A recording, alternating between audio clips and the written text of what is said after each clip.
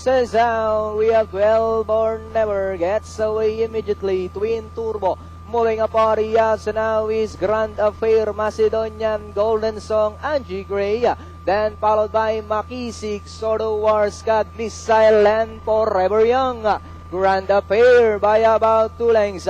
12 or never in second. A length back in third comes Macedonian. Air Force 1 in 4. Down in fifth, Twin Turbo. Golden Song is in 6. Makisig Spiderel 7th. Then followed by Angie Gray, Sordo War, Forever Young, and Scud Missile trails the field. They swing into the back. Grand Affair continues to lead by about 2 lengths. 12 or never still in second. Macedonian in third. Then followed by Air Force 1 moving up Makisig. Sword or War now coming closer in 6. So as Golden Song. Grand Affair 12 or never Makisig. Sword or War now moving up to take second. But it's still Grand Affair. Sword or War now in second. Macedonian, Makisig.